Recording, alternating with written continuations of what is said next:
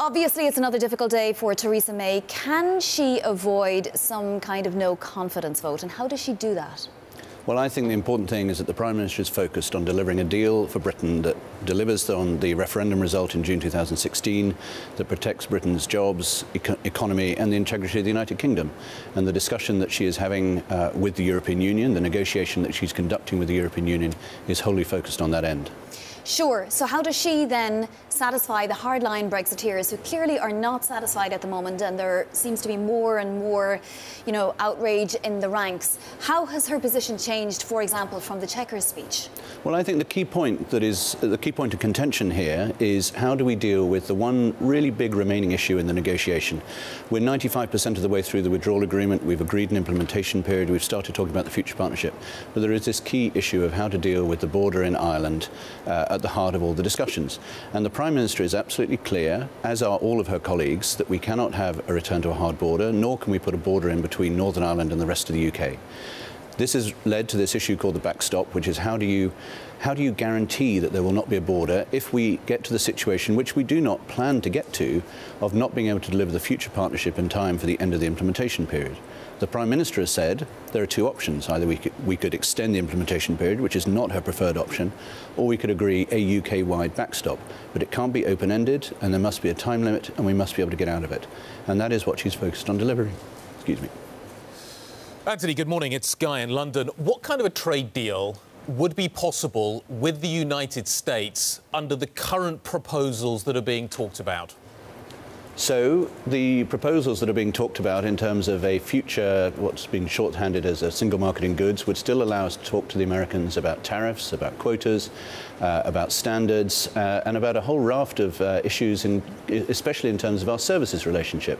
The UK and the US are the two most important services economies in the world, and that is not part of the Chequers agreement in the same way as goods are. So I think the bottom line is there's an enormous amount we could talk to our American colleagues about. That's what we're consulting on in a consultation that expires at the end of this week. It's been running since July the 20th.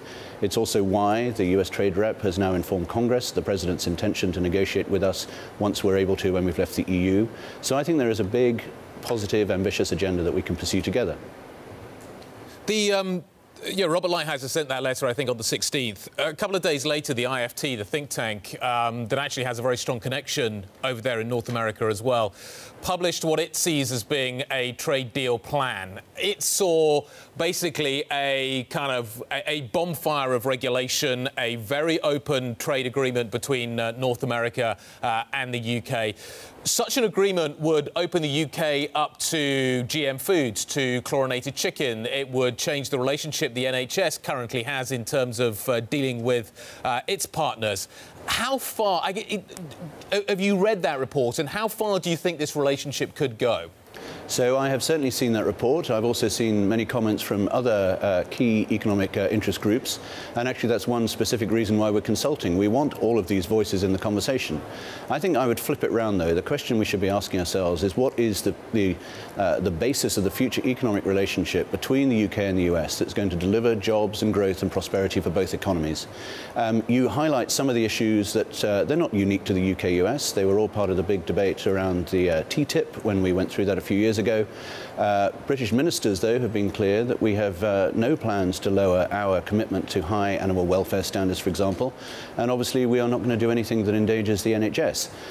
So I think the key question we should ask ourselves is what is it that we want to do to deepen and strengthen this relationship between the UK and US, and how do we deliver that in a way that enjoys the public support on both sides of the Atlantic? Now, you can't actually negotiate anything yet, right? No. Exactly. What we can do, and we can do during the implementation period, in fact, there's a specific paragraph that says that we're able to scope, negotiate, even ratify a trade agreement. What we can't do is implement it until we're outside the implementation period. What we have been doing since July 17, as part of what we call the Trade and Investment Working Group, is talking about what might be part of a broad FTA discussion.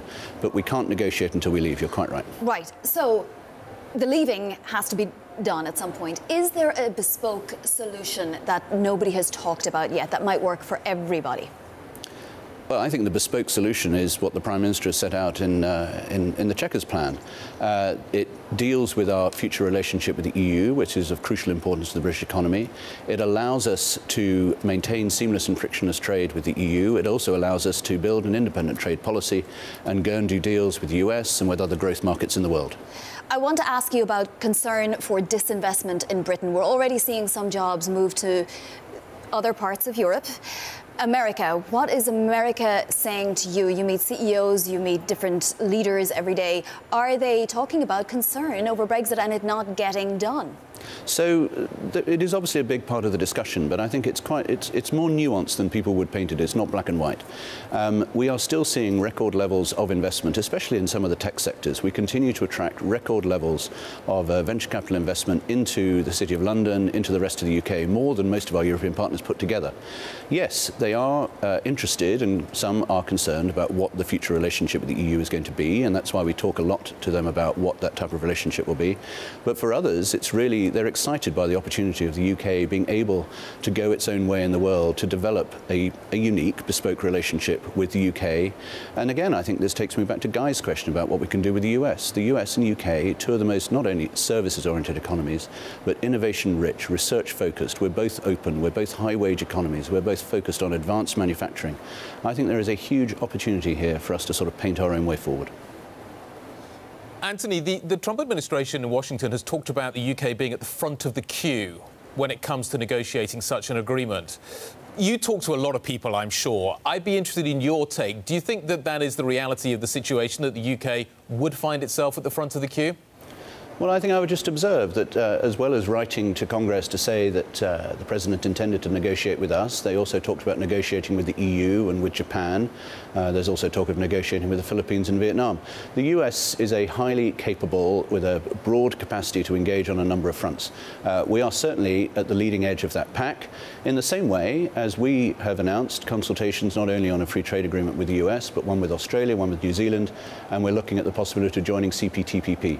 So I think both of us are advancing on many fronts at once. A quick one. How do you satisfy Brexiteers and have a backstop in there? What Brexiteers, and it's a slightly sort of overused term, I think, because we are all committed to delivering on the referendum result, which is to leave the EU.